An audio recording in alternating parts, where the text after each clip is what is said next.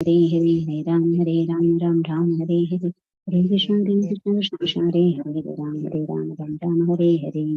Jai Shri Krishna Chaitanya Prabhu Nityananda Shri Advaita Gadadhara Srivasadi Gaura Bhakta Vrinda. Hare Krishna Krishna Krishna Hare Hare Hare Ram Ram Ram Hare Hare. Hare Krishna Krishna Krishna Krishna Hare Hare Hare Ram Ram Hare Hare. Hare Krishna Krishna Krishna Hare Hare Hare Ram Madaji Hare Krishna. Hare Krishna. Om Namo Bhagavate Vasudevaya. Om Namo Bhagavate Vasudevaya. Om Namo Bhagavate Vasudevaya. Om Ajnanatimidandasya Jnananjanashalakaya Chakshurunmilitam Yena Tasmai Shri Gurave Namaha. Shri Chaitanya Manobhishtam Stapitam Yena Bhutale Swayam Rupa Katha Mahyam Dadadi Supadantikam. Vandeham Shri Guru Shri Yutapatakamalam Shri Gurun Vaishnavam Cha Shri Rupam Sagrajadam Sahagana Raghunathanvitam Tam Sajivam Sadvaidam Savadhudam Parijana Sahidam Krishna Chaitanya Devam Shri Radha Krishna Padan Sahagana Lalita Shri Vishakhanvitam Cha. Namo Om Vishnupadaya Krishna Preshtaya Bhutale Srimate Bhakti Vedanta Swamin Nityanamine Namaste Saraswate Deve Gauravani Pracharine Nirvishesha Shunyavadi Paschatya Deshatarine Jaya Shri Krishna Chaitanya Prabhu Nityananda Shri Advaita Gadadhara Shri Vasadi Gaura Bhakta Vrinda. Hare Krishna Krishna Krishna Hare Hare Hare Rama Rama Rama Hare Hare. Hare Krishna. നമ്മൾ ഇന്ന് പഞ്ചതത്വത്തെ കുറിച്ചാണ് പഠിക്കുന്നത്. അപ്പോൾ ആരൊക്കെയാണ് പഞ്ചതത്വം? ആരാണ് പറയുക? നമ്മൾ എല്ലാ ദിവസവും ഹരേ കൃഷ്ണ മഹാമന്ത്രം ജപിക്കുന്നതിന് മുന്നേ പഞ്ചതത്വ മന്ത്രം ജപിക്കാറുണ്ട്. ആരൊക്കെയാണ് പഞ്ചതത്വ മന്ത്രത്തിൽ കൂടെ നമ്മൾ ജപിക്കുന്നത്? ഹരേ കൃഷ്ണ. ശ്രീകൃഷ്ണ ചൈതന്യ Nityananda Prabhu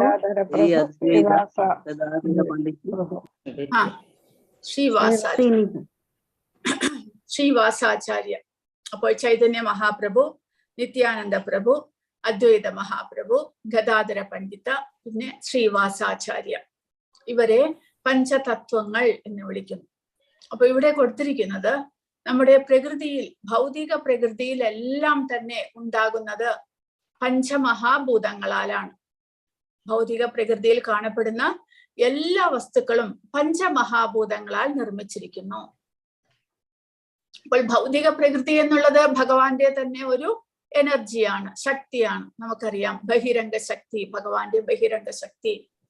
അതുപോലെ ആധ്യാത്മിക ലോകത്തിലും എല്ലാം തന്നെ ഭഗവാന്റെ ശക്തിയിലാണ് ഉണ്ടാക്കപ്പെട്ടിരിക്കുന്നത്. അപ്പോൾ പഞ്ചതത്വം എന്നുള്ളത് 5 തത്വങ്ങളാണ് എന്ന് പറയുന്നു. എന്താണത്? 5 തത്വങ്ങൾ. ഭഗവാൻ ഉൾപ്പെടുന്ന ഭഗവാന്റേതായിട്ടുള്ള വിവിധ ശക്തികളും ഭഗവാന്റെ പിന്നീട് അവതാരങ്ങളും ഭഗവാന്റെ ആവിഷ്കാരങ്ങളും എല്ലാം ചേരുന്നതാണ് ഈ പഞ്ചതത്വങ്ങൾ എന്ന് പറയുന്നത്. അതായത് ചൈതന്യ മഹാപ്രഭു സാക്ഷാത് ഭഗവാൻ കൃഷ്ണൻ തന്നെ. നമുക്കറിയാം ഭഗവാൻ കൃഷ്ണൻ തന്നെയാണ് ചൈതന്യ മഹാപ്രഭുവായിട്ട് അവതരിക്കുന്നത്. പിന്നീട് ഭഗവാൻ കൃഷ്ണന്റെ ആദ്യത്തെ എക്സ്പാൻഷൻ അല്ലെങ്കിൽ വിസ്തരണം ആണ് ബലരാമൻ.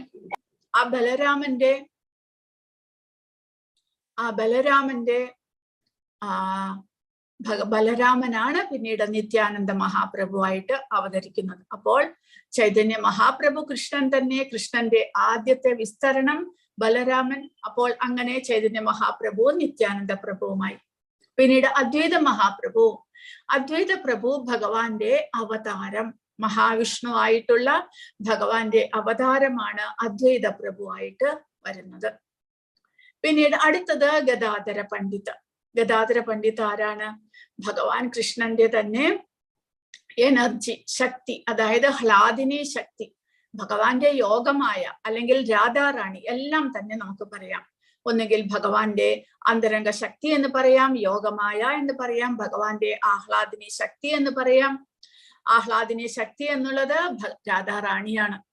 ആ രാധാറാണിയും പിന്നെ ലക്ഷ്മി അവതാരങ്ങളുടെ എല്ലാം ഉറവിടമായിട്ടുള്ള ലളിതാ സഖിയും രണ്ടുപേരും കൂടെ ചേർന്നതാണ് ഗദാധര പണ്ഡിത് എന്ന് പറയുന്നത്. അപ്പോൾ ഭഗവാന്റെ എനർജി, ഊർജം, ഭഗവാന്റെ ആഹ്ലാദിനി ശക്തി ആണ് ഗദാധര പണ്ഡിത്. പിന്നെയോ പിന്നെ അടുത്തതായിട്ടുള്ളത് ഭഗവാന്റെ അംശമായിട്ടുള്ള ജീവചൈതന്യമാണ് ശ്രീവാസ ഠാക്കൂറായിട്ട് പറയുന്നത്. അപ്പോൾ ശ്രീവാസ ഠാക്കൂറ ഭഗവാന്റെ, നമ്മളെ പ്രതിനിധാനം ചെയ്യുന്ന ഭഗവാന്റെ ജീവചൈതന്യം.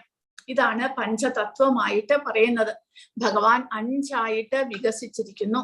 സാക്ഷാത് ഭഗവാന്റെ തന്നെ എക്സ്പാൻഷൻ അല്ലെങ്കിൽ വിസ്തരണമായിട്ടുള്ള നിത്യാനന്ദ പ്രഭു, ഭഗവാന്റെ അവതാരമായിട്ടുള്ള അദ്വൈത മഹാപ്രഭു, ഭഗവാന്റെ ഊർജം, അന്തരംഗ ശക്തിയായിട്ടുള്ള രാധാറാണി, ഗദാധര പണ്ഡിത്, പിന്നീട് ഭഗവാന്റെ ജീവചൈതന്യം, ജീവനെ ഭൗതിക പ്രപഞ്ചത്തിൽ കാണപ്പെടുന്ന ഭഗവാന്റെ തടസ്ഥ ശക്തിയായിട്ടുള്ള ജീവനെ പ്രതിനിധാനം ചെയ്തുകൊണ്ട് ശ്രീവാസ ഠാക്കൂർ. ഇങ്ങനെ 5ആയിട്ട് ഭഗവാൻ തന്നെ സ്വയം എക്സ്പാൻഷൻ എടുക്കുകയാണ്. അതാണ് വിശേഷമായിട്ട് നമ്മൾ മനസ്സിലാക്കേണ്ടത്. കാരണം ഭഗവാൻ ഇങ്ങനെ സ്വയം വിസ്തരണങ്ങൾ എടുത്തുകൊണ്ട് ഭഗവാൻ സ്വയം ആസ്വദിക്കാനായിട്ട് ആഗ്രഹിക്കുന്നു. അതാണ് പഞ്ചതത്വങ്ങൾ എന്ന് നമ്മൾ മനസ്സിലാക്കുന്നത്. അപ്പോൾ ഇവിടെ കൊടുത്തിരിക്കുന്നത് കാണാം, ഭഗവാൻ കൃഷ്ണൻ സ്വയം ഇങ്ങനെ സ്പിരിച്വൽ ആചാര്യന്മാരായിട്ട്, ഭക്തന്മാരായിട്ട്, ഭഗവാന്റെ വിവിധ ഊർജങ്ങളായിട്ട്, ഭഗവാന്റെ അവതാരങ്ങളായിട്ട്, ഭഗവാന്റെ വിസ്തരണങ്ങളായിട്ട് എല്ലാം രൂപപ്പെട്ടുകൊണ്ട് സ്വയം ആസ്വദിക്കുന്നു. പല വിധത്തിൽ ഭഗവാൻ എല്ലാം ആസ്വദിക്കുകയാണ് ചെയ്യുന്നത്. അതാണ് പഞ്ചതത്വമായിട്ട് നമ്മൾ മനസ്സിലാക്കുന്നത്. ശ്രീകൃഷ്ണ ചൈതന്യ പ്രഭു നിത്യാനന്ദ, ശ്രീ അദ്വൈത, ഗദാധര പണ്ഡിത, ശ്രീവാസ. ഇവർ 5 പേരും അപ്പോൾ ഭഗവാന്റെ തന്നെ എക്സ്പാൻഷൻസ് ആണ്, വിസ്തരണങ്ങളാണ്. ഭഗവാൻ തന്നെ ഈ 5 മൂർത്തികളായിട്ട് മാറുന്നതാണ് എന്നെല്ലാം മനസ്സിലാക്കാം. ഇനി അവരെ കുറിച്ച് ഓരോരുത്തരെയും കുറിച്ച് വിസ്തരിച്ച് പറയുന്നുണ്ട്. അപ്പോൾ അങ്ങനെയുള്ള ആ ഭഗവാൻ തന്നെ സ്വയം വിസ്തരണം ചെയ്തിട്ടുള്ള ആധ്യാത്മിക ആചാര്യന്മാരെ, ഭഗവാന്റെ ഭക്തന്മാരെ, ഭഗവാന്റെ അവതാരങ്ങളെ, ഭഗവാന്റെ വിസ്തരണങ്ങളെ, ഭഗവാന്റെ ഊർജങ്ങളെ, പിന്നീട് സാക്ഷാത് ഭഗവാനെ തന്നെ നമ്മൾ നമസ്കരിക്കുന്നു. ശ്രീകൃഷ്ണ ചൈതന്യ മഹാപ്രഭുവിനെ തന്നെ നമ്മൾ നമസ്കരിക്കുകയാണ് ഈ പഞ്ചതത്വങ്ങളെ ഉദ്ദേശിച്ചുകൊണ്ട് നമ്മൾ പറയുന്നത്. അപ്പോൾ അതിൽ ആദ്യമായിട്ട് ആരാണ്? ചൈതന്യ മഹാപ്രഭു. ചൈതന്യ മഹാപ്രഭു ഭഗവാൻ കൃഷ്ണനും രാധാറാണിയും ചേർന്നിട്ടുള്ള തത്വമായിട്ട് നമ്മൾ മനസ്സിലാക്കണം. അപ്പോൾ കൃഷ്ണനും രാധാറാണിയും ചേർന്നിരിക്കുന്നു ചൈതന്യ മഹാപ്രഭുവായിട്ട് അവതരിക്കുമ്പോൾ. അപ്പോൾ എന്തിനായിട്ടാണ് ഭഗവാൻ കൃഷ്ണൻ സ്വയം ഇങ്ങനെ ചൈതന്യ മഹാപ്രഭുവായിട്ട് അവതരിച്ചത്? അതിനൊരു 3-4 കാര്യങ്ങൾ പറയുന്നുണ്ട്. ഒന്നാമത്തെ കാര്യമായിട്ട് ഭഗവാൻ കൃഷ്ണന് രാധാറാണി എങ്ങനെ സ്വയം ഭഗവാന്റെ ഭക്തയായിട്ട് എല്ലാം ആസ്വദിക്കുന്നു എന്ന് അറിയാനായിട്ടുള്ള ആഗ്രഹം. കാരണം രാധാറാണി ആണ് ഭഗവാന്റെ ടോപ്പ് മോസ്റ്റ് ഭക്ത, ഭഗവാന്റെ ഏറ്റവും ഉന്നതരായിട്ടുള്ള ഭഗവാന്റെ സേവികമാരിൽ പ്രധാനി രാധാറാണിയാണ്. ഭഗവാനെ സ്നേഹിക്കുന്നവരിൽ, പ്രേമപൂർവം സേവിക്കുന്നതിൽ ഏറ്റവും പ്രധാനി രാധാറാണിയാണ്. അപ്പോൾ അതെല്ലാം കൊണ്ട് ഭഗവാൻ അത് മനസ്സിലാക്കാൻ ആഗ്രഹിക്കുന്നു. എന്ത്? രാധാറാണിക്ക് തന്നെ സേവിക്കുന്നതിലൂടെ എത്രമാത്രം ആനന്ദം ലഭിക്കുന്നുണ്ട്, തനിക്ക് രാധാറാണിയുടെ സേവയിൽ നിന്ന് കിട്ടുന്നതിനേക്കാൾ കൂടുതൽ ആനന്ദം രാധാറാണിക്ക് കിട്ടുന്നുണ്ടോ എന്ന് മനസ്സിലാക്കാൻ ഭഗവാൻ ആഗ്രഹിക്കുന്നു. കാരണം ഒരു ഭക്തന് ഭഗവാനെ സേവിക്കുന്നതിലൂടെ ഇത്രമാത്രം എന്താണ് സന്തോഷം ലഭിക്കുന്നത് അതറിയാനായിട്ട് ഭഗവാൻ ആഗ്രഹിക്കുന്നു. ഭഗവാനെ സേവിക്കുന്നതിലൂടെയും ഭഗവാനുമായിട്ട് ആനന്ദം പങ്കുവയ്ക്കുന്നതിലൂടെയും ഭഗവാനെ പ്രേമപൂർവമായിട്ടുള്ള സേവനങ്ങൾ ചെയ്യുന്നതിലൂടെയും എല്ലാം എന്താണ് രാധാറാണിക്ക് ഇത്രമാത്രം ആ സന്തോഷം, ആനന്ദം ലഭിക്കുന്നത്? ഇതെല്ലാം തന്നെ അറിയാനായിട്ട് ഭഗവാൻ ആഗ്രഹിക്കുന്നു. അങ്ങനെ ഭഗവാൻ ചൈതന്യ മഹാപ്രഭുവായിട്ട് അവതരിക്കുകയാണ് ചെയ്യുന്നത്. അപ്പോൾ ഇവിടെ കൊടുത്തിരിക്കുന്നത് ശ്രീ രാധയുടെയും കൃഷ്ണന്റെയും സ്നേഹബന്ധങ്ങൾ ഭഗവാന്റെ ആന്തരിക ആനന്ദദായക ശക്തിയുടെ അതീന്ദ്രിയ പ്രകടനങ്ങളാണ്. അതായത് ഭഗവാൻ കൃഷ്ണന്റെ ആഹ്ലാദിനി പൊട്ടൻസി എന്ന് പറയുന്നു. അതായത് ഭഗവാന്റെ തന്നെ അനേകം ഊർജങ്ങളിൽ ഒന്നാണ് ഭഗവാന് സ്വയം ആസ്വദിക്കാനായിട്ട് സാധിക്കുന്ന ആഹ്ലാദിനി എനർജി അല്ലെങ്കിൽ ഊർജം എന്നുള്ളത്. അതാണ് രാധാറാണി. അപ്പോൾ ഭഗവാൻ സ്വയം എന്ത് ചെയ്യുന്നു? ഭഗവാനും രാധാറാണിയുമായിട്ട് രണ്ട് രൂപങ്ങളായിട്ട് മാറുകയാണ് ചെയ്യുന്നത്. അപ്പോൾ ഭഗവാന്റെ തന്നെ ഊർജം രാധാറാണിയായിട്ട് പ്രത്യക്ഷപ്പെടുകയാണ് ചെയ്യുന്നത്. അങ്ങനെ അവർ രണ്ടു പേരായിട്ട് പിരിഞ്ഞിരിക്കുന്നു. കാരണം ഭഗവാനും രാധാറാണിയുമായിട്ട് പിരിഞ്ഞിരിക്കുന്നത് അവർക്ക് അന്യോന്യം ആസ്വദിക്കാൻ വേണ്ടിയിട്ട്, പ്രേമ പ്രകടനങ്ങളും ഭക്തിയുത സേവനങ്ങളും എല്ലാം ആസ്വദിക്കാൻ വേണ്ടിയിട്ട്. രാധയും കൃഷ്ണനും അവരുടെ സ്വത്വത്തിൽ ഒന്നാണെങ്കിലും അവർ വേർപിരിയുന്നു. ഇപ്പോൾ ഈ രണ്ട് അതീന്ദ്രിയ സ്വത്വങ്ങളും ശ്രീകൃഷ്ണ ചൈതന്യയുടെ രൂപത്തിൽ വീണ്ടും ഒന്നിരിച്ചിരിക്കുന്നതാണ് ഭഗവാൻ ശ്രീകൃഷ്ണ ചൈതന്യ എന്ന് മനസ്സിലാക്കണം. കൃഷ്ണൻ തന്നെയാണെങ്കിലും ശ്രീമതി രാധാറാണിയുടെ ഭാവവും നിറവും കൊണ്ട് സ്വയം പ്രകടമായിട്ടുള്ള ആ ഭഗവാനെ, ചൈതന്യ മഹാപ്രഭുവിനെ ഞാൻ നമസ്കരിക്കുന്നു എന്ന് പറയുന്നപ്പോൾ അങ്ങനെ ചൈതന്യ മഹാപ്രഭു ശ്രീകൃഷ്ണന്റെയും രാധാറാണിയുടെയും രണ്ടു പേരുടെയും സത്വത്തെ സ്വീകരിച്ചിരിക്കുന്നു. അതാണ് ചൈതന്യ മഹാപ്രഭു. അതായത് കൃഷ്ണൻ തന്നെയാണ്, പക്ഷെ രാധാറാണിയുടെ ആ സേവക മനോഭാവത്തിലൂടെ, ഭക്തയുടെ മനോഭാവത്തിലൂടെ ഭഗവാൻ അവതരിക്കുകയാണ് ചൈതന്യ മഹാപ്രഭുവായിട്ട്. അതായത് രാധാറാണി എങ്ങനെ ഭഗവാനെ സേവിച്ചിരുന്നു എന്നറിയാൻ, ആ സേവനത്തിലൂടെ രാധാറാണിക്ക് എന്തെല്ലാം ആസ്വദിക്കാൻ കഴിഞ്ഞിരുന്നു, സന്തോഷം ലഭിച്ചിരിക്കുന്നു എന്നറിയാൻ, അതായത് ഭഗവാനുമായിട്ടുള്ള വിരഹത്തിലും രാധാറാണി വളരെയധികം ആന്തരികമായിട്ടുള്ള അതീന്ദ്രിയമായിട്ടുള്ള ആനന്ദം അനുഭവിച്ചിരുന്നു. അതെങ്ങനെയാണ് എന്ന് മനസ്സിലാക്കാനായിട്ട് ഭഗവാൻ സ്വയം ചൈതന്യ മഹാപ്രഭുവായിട്ട് അവതരിക്കും. കൂടാതെ ഭക്തന്മാർക്ക് ഭഗവാന്റെ ഭക്തിയുത സേവനത്തെ കുറിച്ച് മനസ്സിലാക്കി കൊടുക്കുവാനും, കാരണം ഭഗവത്ഗീതയിലൂടെ ഭഗവാൻ നമുക്ക് 18ാമത്തെ അധ്യായത്തിന്റെ ഒടുവിലത്തെ ശ്ലോകങ്ങളിലായിട്ട് ഭഗവാൻ പറഞ്ഞു തന്നു, സർവധർമാൻ പരിത്യജ്യ മാമേകം ശരണം വ്രജ എന്ന്, മന്മനാഭവ മദ്ഭക്തോ മദ്യാജി മാം നമസ്കരു എന്നെല്ലാം പറഞ്ഞു തന്നു. പക്ഷെ അത് എങ്ങനെയാണ് ഭഗവാന്റെ ഭക്തനാകുന്നത്, എല്ലാം ഭഗവാന് സമർപ്പിക്കുന്നത്, ഭഗവാന് ശരണാഗതനാകുന്നത് എങ്ങനെ, ഇതെല്ലാം സ്വയം നമുക്ക് കാണിച്ചു തരാൻ വേണ്ടിയിട്ട് ഭഗവാൻ ഒരു ഭക്ത അവതാരമായിട്ട് വന്നിരിക്കുകയാണ് ചൈതന്യ മഹാപ്രഭു എന്നും കൂടെ നമുക്ക് മനസ്സിലാക്കണം. അങ്ങനെ പല പല ഉദ്ദേശങ്ങളോട് കൂടിയാണ് ഭഗവാൻ സ്വയം ചൈതന്യ മഹാപ്രഭു ആയിട്ട് അവതരിക്കുന്നത്. അപ്പോൾ ഭഗവാൻ രാധയുടെയും കൃഷ്ണന്റെയും അവതാരം ഒന്നിച്ചുള്ള അവതാരമായിട്ട് നമ്മൾ മനസ്സിലാക്കണം.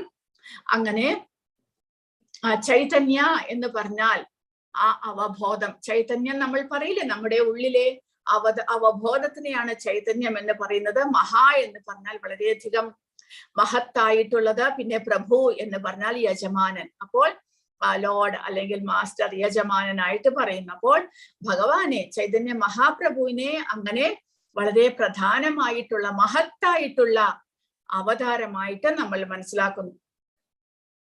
അപ്പോൾ ഭഗവാന്റെയും രാധാറാണിയുടെയും അതീന്ദ്രിയമായിട്ടുള്ളതായിരുന്നു ആ ലീലകളെല്ലാം തന്നെ. അദ്ദേഹം ഭഗവാൻ അവതരിക്കുന്ന സമയത്ത് ഭഗവാന്റെയും രാധാറാണിയുടെയും ലീലകളൊന്നും തന്നെ ഭൗതികമായിരുന്നില്ല. നമ്മളത് പ്രത്യേകം മനസ്സിലാക്കണം. അവർ രാസലീലകൾ ചെയ്തിരുന്നു, പ്രേമ പ്രകടനങ്ങളെല്ലാം നടത്തിയിരുന്നു, രാധാറാണിക്ക് വിരഹ വേദനയുണ്ടായിരുന്നു. ഇതെല്ലാം തന്നെ അതീന്ദ്രിയമാണ് എന്ന് മനസ്സിലാക്കണം. ഒന്നും തന്നെ ഭൗതികമായിട്ടുള്ള നമ്മളുടെ ഇടയിൽ കാണപ്പെടുന്ന കാമമോ ലസ്റ്റോ അതൊന്നും തന്നെയല്ല. പിന്നെയോ അതീന്ദ്രിയമായിട്ടുള്ള ആധ്യാത്മികമായിട്ടുള്ള പ്രേമ പ്രകടനങ്ങളായിരുന്നു അതെല്ലാം എന്ന് മനസ്സിലാക്കണം. അങ്ങനെ അവർ രണ്ടുപേരും ഒന്നാണെങ്കിലും അവർ വേർപിരിഞ്ഞിരിക്കുന്നത്, അവർ ഒരുമിച്ച് ചേർന്നിട്ടാണ് ചൈതന്യ മഹാപ്രഭുവായിട്ട് നമ്മൾ കാണപ്പെടുന്നത്. അപ്പോൾ രാധാറാണിയുടെ ആ പ്രേമത്തെ മനസ്സിലാക്കാൻ, ആ രാധാറാണിയുടെ ഒരു ഭക്തന്റെ ഉള്ളിൽ പ്രകടമാകുന്ന എന്തെല്ലാം ആധ്യാത്മിക ആ ഗുണങ്ങളെ കുറിച്ച് മനസ്സിലാക്കാൻ, ഭക്തൻ ഭഗവാനെ സേവിക്കുന്നതിലൂടെ എന്തെല്ലാം അനുഭവിക്കുന്നു എന്ന് മനസ്സിലാക്കാൻ അതിനെല്ലാം കൂടിയിട്ട് അദ്ദേഹം ശചീദേവിയുടെ ഗർഭത്തിൽ അവതരിക്കുന്നു. ചൈതന്യ മഹാപ്രഭുവിന്റെ അമ്മയുടെ പേരായിരുന്നു ശചീദേവി. അങ്ങനെ അദ്ദേഹം ബംഗാളിൽ അദ്ദേഹം അവതരിക്കുകയാണ് ചെയ്തത് എന്ന് പറയുന്നു. അപ്പൊ ചൈതന്യ മഹാപ്രഭു ഭക്തന്മാരുടെ എല്ലാവരുടെയും ഊർജമാണ്. കാരണം സ്വയം അദ്ദേഹം ഒരു ഭക്തനായിട്ടാണ് അവതരിച്ചത്. എല്ലാ ഭക്തന്മാരുടെയും ടോട്ടലായിട്ടുള്ള ഊർജം അദ്ദേഹമാണ് എന്ന് പറയും ചൈതന്യ മഹാപ്രഭു. അദ്ദേഹത്തെ മഹാവദന്യായ, മോസ്റ്റ് മാഗ്നാനിമസ് എന്ന് പറഞ്ഞു കഴിഞ്ഞാൽ എല്ലാ തരത്തിലുള്ള ഭഗവാന്റെ അവതാരങ്ങളിലും വെച്ച് ഏറ്റവും വിശേഷപ്പെട്ട കരുണാ അവതാരമായിരുന്നു ചൈതന്യ മഹാപ്രഭു. കാരണം അദ്ദേഹം പാപികളുടെ ആരുടെയും കുറ്റങ്ങളോ കുറവുകളോ ഒന്നും തന്നെ നോക്കിയില്ല. എല്ലാവരെയും അദ്ദേഹം ഉദ്ധരിക്കാനായിട്ട് ആഗ്രഹിച്ചു. കാരണം കലികാലത്തിൽ ജനങ്ങളുടെ ഗുണങ്ങളെല്ലാം തന്നെ അധപ്പതിക്കുന്നു, അവരുടെ സ്വഭാവം അധപ്പതിക്കുന്നു, രാജസിക താമസിക ഗുണങ്ങൾ വർദ്ധിച്ചു വരുന്നു. അങ്ങനെയുള്ള സമയത്ത് ഫ്രീ ആയിട്ട് ഭഗവാന്റെ സന്ദേശത്തെ പ്രചരിപ്പിക്കാനും ഭഗവത് ധാമത്തിലേക്ക് പോകാനുള്ള വഴി ഫ്രീ ആയിട്ട് എല്ലാവർക്കും അദ്ദേഹം വിതരണം ചെയ്തു. ആരുടെയിൽ നിന്നും ഒന്നും തന്നെ അദ്ദേഹം പ്രതീക്ഷിച്ചില്ല. അതായത് ഒരു ഭക്തനാകാനായിട്ട് നിങ്ങൾക്ക് ഇങ്ങനെയെല്ലാം ഉള്ള ഗുണങ്ങൾ ഉണ്ടായിരിക്കണം, ഒന്നും തന്നെ ആഗ്രഹിച്ചില്ല. എല്ലാവർക്കും അദ്ദേഹം എത്രമാത്രം പാപകർമ്മങ്ങൾ ചെയ്തവരാണെങ്കിലും അവരെയെല്ലാം അദ്ദേഹം ഉദ്ധരിക്കുകയാണ് ചെയ്തത്. ഉദാഹരണമായിട്ടാണ് നിത്യാനന്ദ പ്രഭുവിനെ ആക്രമിക്കാൻ വന്ന ജഗായ് മതായ് എന്നീ 2 പാപികളെ നിത്യാനന്ദ പ്രഭുവിന്റെ അപേക്ഷ പ്രകാരം അദ്ദേഹം വളരെ പെട്ടെന്ന് തന്നെ ഉദ്ധരിക്കുകയുണ്ടായി. അവർക്ക് ഭഗവാനോടുള്ള ആ പ്രേമ ഭക്തി പ്രദാനം ചെയ്യുകയുണ്ടായി. അപ്പോൾ അതുകൊണ്ട് അദ്ദേഹത്തെ നമോ മഹാവദന്യായ കൃഷ്ണ പ്രേമ പ്രദായതേ, കൃഷ്ണപ്രേമത്തെ വളരെ എല്ലാവർക്കും എളുപ്പത്തിൽ ലഭിക്കുവാനായിട്ട് അദ്ദേഹം വിതരണം ചെയ്തു. സ്വയം കൃഷ്ണൻ തന്നെ ആ ഭഗവാനോടുള്ള പ്രേമ ഭക്തിയെ സ്വയം ഒരു യോഗ്യതയും നോക്കാതെ എല്ലാവർക്കും അദ്ദേഹം വിതരണം ചെയ്യുകയാണ് ഉണ്ടായത്. നമോ മഹാവദന്യായ കൃഷ്ണ പ്രേമ പ്രദായതേ കൃഷ്ണായ കൃഷ്ണ ചൈതന്യ നാമിനെ ഗൗരത്തിഷേ. കൃഷ്ണൻ തന്നെയാണ് കൃഷ്ണ ചൈതന്യ എന്നുള്ള നാമത്തിൽ അദ്ദേഹം അവതരിച്ചിരിക്കുന്നു. പക്ഷെ അദ്ദേഹത്തിന്റെ കളർ എന്താണ്? ഗൗരം, ഗോൾഡൻ കളർ, സ്വർണവർണ്ണത്തിലുള്ള കളറിൽ അദ്ദേഹം അവതരിക്കുകയാണ് ഉണ്ടായത്. അതാണ് ചൈതന്യ മഹാപ്രഭു എന്ന് നമ്മൾ മനസ്സിലാക്കണം. അപ്പോൾ ആദ്യത്തെ പഞ്ചതത്വത്തിലെ ആദ്യത്തെ പഞ്ചതത്വത്തിലെ ആദ്യത്തെ തത്വം ഭഗവാൻ ശ്രീകൃഷ്ണ ചൈതന്യ മഹാപ്രഭു സ്വയം കൃഷ്ണനും രാധയും ചേർന്നിട്ടുള്ള അവതാരമായിട്ട് നമ്മൾ മനസ്സിലാക്കണം. അടുത്തതായിട്ട് ഭഗവാന്റെ പ്ലീനറി പോർഷൻ, അതായത് ഭഗവാൻ തന്നെ വീണ്ടും ഒരു വിസ്തരണം എടുത്തിരിക്കുന്നതാണ് നിത്യാനന്ദ പ്രഭു ആയിട്ട് നമ്മൾ മനസ്സിലാക്കണം. ശ്രീ നിത്യാനന്ദരാമൻ എന്റെ നിരന്തരമായ സ്മരണയുടെ പാത്രമാകട്ടെ. സംഘർഷണൻ ശേഷനാഗം കാരണ സമുദ്രത്തിലും ഗർഭോദയ സമുദ്രത്തിലും ക്ഷീരസാഗരത്തിലും കിടക്കുന്ന വിഷ്ണുക്കൾ അവന്റെ പ്ലീനറി, അതായത് ഭഗവാന്റെ തന്നെ വിസ്തരണങ്ങളും ആ വിസ്തരണങ്ങളുമായിട്ട് നമ്മൾ മനസ്സിലാക്കണം. അപ്പോൾ ബലരാമനിൽ നിന്നാണ് പിന്നീട് ചതുർവ്യൂഹങ്ങൾ, അതായത് വാസുദേവ, സംഘർഷണ, പ്രദ്യുമ്ന, അനിരുദ്ധ എന്നീ 4 ചതുർവ്യൂഹങ്ങൾ ഉണ്ടാകുന്നത് ബലരാമനിൽ നിന്നാണ്. പിന്നീട് ആ രണ്ടാമത്തെ സംഘർഷണിൽ നിന്ന് ബലരാമനിൽ നിന്ന് ചതുർവ്യൂഹങ്ങൾ ഉണ്ടാകുന്നു. അതിലുള്ള സംഘർഷണിൽ നിന്ന് പിന്നീട് നാരായണൻ ഉത്ഭവിക്കുന്നു. ആ നാരായണനിൽ നിന്ന് വീണ്ടും ചതുർവ്യൂഹങ്ങൾ ഉണ്ടാകുന്നു. അതിൽ നിന്നാണ് പിന്നീട് മഹാവിഷ്ണു, ഗർഭോദകശായ വിഷ്ണു, ക്ഷീരോദകശായ വിഷ്ണു എന്നിവരെല്ലാം തന്നെ ഉത്ഭവിക്കുന്നത്. കൂടാതെ ഈ ബലരാമൻ തന്നെയാണ് ശേഷനാഗമായിട്ട് ഭഗവാന്റെ ശയ്യയായിട്ടും മഹാവിഷ്ണുവിന്റെ ശയ്യയായിട്ടും വരുന്നത്. അപ്പോൾ ആ ബലരാമൻ ചൈതന്യ മഹാപ്രഭുവായിട്ട് ഭഗവാൻ കൃഷ്ണൻ അവതരിക്കുമ്പോൾ നിത്യാനന്ദ പ്രഭുവായിട്ട് അദ്ദേഹം അവതരിക്കുകയാണ് ചെയ്തത്. അപ്പോൾ ഏകചക്ര എന്നുള്ള ഗ്രാമത്തിലാണ് നിത്യാനന്ദ മഹാപ്രഭു അവതരിക്കുന്നത്. വെസ്റ്റ് ബംഗാളിലെ ഒരു ചെറിയ ഗ്രാമമാണ്. 1474 അദ്ദേഹം അവതരിക്കുന്നു.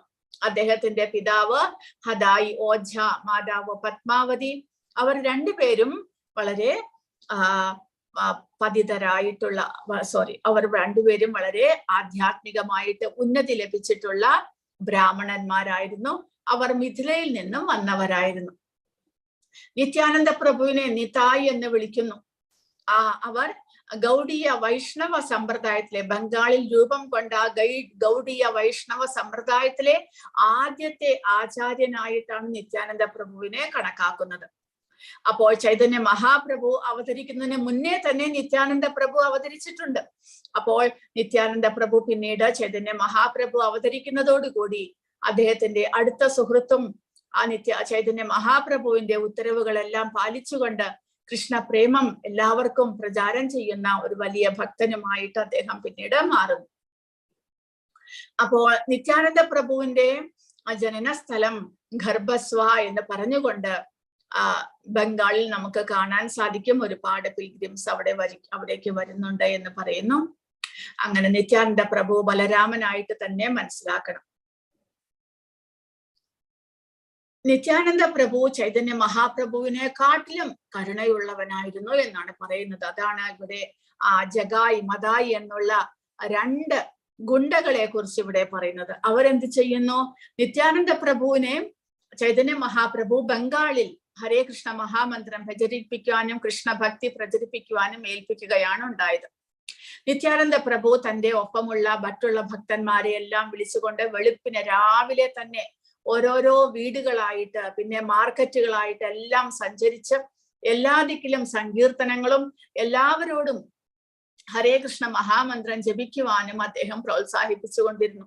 അങ്ങനെ ഒരു ദിവസം ഒരു മാർക്കറ്റിൽ അദ്ദേഹം എത്തിയ സമയത്താണ് അവിടെ രണ്ട് അസുര സ്വഭാവമുള്ള രണ്ട് ഗുണ്ടകൾ, ജഗായ് മതായ് എന്നുള്ള രണ്ട് ഗുണ്ടകൾ മദ്യവും കഴിച്ച് മറ്റുള്ളവരെ എല്ലാവരെയും ദേഷ്യപ്പെട്ടുകൊണ്ട് അവർ അക്രമങ്ങൾ കാണിച്ച് അവിടെ അങ്ങോട്ടും ഇങ്ങോട്ടും നടക്കുന്നത് നിത്യാനന്ദ പ്രഭു മനസ്സിലാക്കുന്നത്. നിത്യാനന്ദ പ്രഭു അദ്ദേഹം അത്രമാത്രം കരുണാലുവായിരുന്നു. അവരുടെ ആ അവസ്ഥ കണ്ടിട്ട് അദ്ദേഹത്തിന്റെ മനസ്സലിയുന്നു. കാരണം എത്രമാത്രം പാപകർമ്മങ്ങളാണ് അവർ കൂട്ടി വെക്കുന്നത് എന്ന് വിചാരിച്ചുകൊണ്ട് അവരുടെ മനസ്സിനെ മാറ്റുവാനായിട്ട് നിത്യാനന്ദ പ്രഭു അവരുടെ സമീപം ചെയ്യുന്നു. അവരോട് അപേക്ഷിക്കുന്നു, ഹരേ കൃഷ്ണ മഹാമന്ത്രം ജപിച്ചുകൊണ്ട് നിങ്ങളുടെ ഈ ആസുരിക സ്വഭാവങ്ങളെല്ലാം മാറ്റണമെന്ന് അദ്ദേഹം അപേക്ഷിക്കുന്നു. പക്ഷേ മദ്യത്തിൽ മുഴുകിയിരിക്കുന്ന അവർക്ക് സ്ഥലകാലബോധമില്ല. അവരെന്ത് ചെയ്യുന്നു? അവിടെ ഉണ്ടായിരുന്ന ഒരു മൺപാത്രം, ഉടഞ്ഞ മൺപാത്രം എടുത്തിട്ട് നിത്യാനന്ദ പ്രഭുവിന്റെ തലയ്ക്ക് തന്നെ അടിക്കുന്നു. നിത്യാനന്ദ പ്രഭുവിന്റെ തല പൊട്ടി ബ്ലഡ്, രക്തം വരാൻ തുടങ്ങി. ചൈതന്യ മഹാപ്രഭു അവിടെ ഉണ്ടായിരുന്നില്ല, അദ്ദേഹം പുരിയിലായിരുന്നു. എങ്കിലും ഈ ഒരു അവസ്ഥ അദ്ദേഹത്തിന് മനസ്സിലാകുന്നു. അദ്ദേഹം ഉടനടി അവിടെ പ്രത്യക്ഷപ്പെടുന്നു. എന്നിട്ടോ തന്റെ സുദർശന ചക്രത്തെ അദ്ദേഹം വിളിക്കുന്നു. കാരണം ഭഗവാൻ ഒരിക്കലും തന്നെ ആരെങ്കിലും കുറ്റപ്പെടുത്തുന്നതോ തന്റെ കുറവുകൾ പറയുന്നതോ ഭഗവാൻ ഒരിക്കലും അത് പരിഗണിക്കുന്നു. തന്റെ ഭക്തന്മാരെ ആരെങ്കിലും അപമാനിക്കുന്നത്, അവരെ ദേഷ്യപ്പെടുന്നത്, അവർക്ക് വേണ്ട അവരുടെ മേൽ പാപകർമ്മങ്ങൾ ചെയ്യുന്നത് ഒരിക്കലും ഭഗവാൻ ക്ഷമിക്കുകയില്ല. അതാണ് ഭഗവാന്റെ ഭക്തന്മാരോടുള്ള വാത്സല്യം. അങ്ങനെ ചൈതന്യ മഹാപ്രഭു നിത്യാനന്ദ പ്രഭുവിന് അപകടം സംഭവിച്ചതറിഞ്ഞ ഉടനടി അവിടെ പ്രത്യക്ഷപ്പെടുകയും ഇവരെ രണ്ടുപേരെയും വധിക്കാനായിട്ട് തന്റെ സുദർശന ചക്രത്തെ വിളിക്കുകയും ചെയ്യുന്നു. പക്ഷെ ഇതറിഞ്ഞ നിത്യാനന്ദ പ്രഭു എന്ത് ചെയ്യുന്നു? ചൈതന്യ മഹാപ്രഭുവിന്റെ കാൽക്കൽ വീഴുന്നു. കാരണം അങ്ങ് ചെയ്യാൻ പോകുന്നത് ശരിയല്ല. കാരണം ഈ സമയത്ത് അങ്ങ് ഭക്ത അവതാരമായിട്ടാണ് വന്നിരിക്കുന്നത്. അങ്ങ് ആയുധം കയ്യിലെടുക്കുന്നില്ല. നിത്യാനന്ദ പ്രഭു ചൈതന്യ മഹാപ്രഭുവിനെ ഓർമ്മിപ്പിച്ചു. കാരണം ഒരു ക്ഷത്രിയ കുലത്തിലല്ല, ബ്രാഹ്മണ വംശത്തിലാണ് ചൈതന്യ മഹാപ്രഭു അവതരിച്ചിരിക്കുന്നത്. ക്ഷത്രിയന്മാരായിട്ടല്ല, അതുകൊണ്ട് ആയുധം എടുക്കുന്നില്ല. പിന്നെയോ എങ്ങനെയാണ് മറ്റുള്ളവരുടെ മനസ്സിൽ നിന്ന് ആ പാപകർമ്മങ്ങളും അസുര സ്വഭാവങ്ങളും ഭഗവാന് നീക്കാൻ കഴിയുന്നത്? നാമജപം പ്രോത്സാഹിപ്പിച്ചുകൊണ്ട്, എല്ലാവരിലും നാമജപം ചെയ്യാനുള്ള ആ ഒരു ആസക്തി വർദ്ധിപ്പിക്കാൻ അവരെ പ്രേരിപ്പിച്ചുകൊണ്ട്, ഭഗവാൻ കൃഷ്ണന്റെ നാമജപത്തെ പ്രചരിപ്പിച്ചുകൊണ്ട് അവരുടെ മനസ്സിലുള്ള, മനുഷ്യരുടെ മനസ്സിലുള്ള ആസുരിക സ്വഭാവത്തെ നീക്കാനാണ് ചൈതന്യ മഹാപ്രഭു നിത്യാനന്ദ പ്രഭുവും ഭക്തന്മാരായിട്ട് അവതരിച്ചിരിക്കുന്നത് എന്ന് അദ്ദേഹം നിത്യാനന്ദ പ്രഭു ചൈതന്യ മഹാപ്രഭുവിനെ ഓർമ്മിപ്പിക്കുന്നു.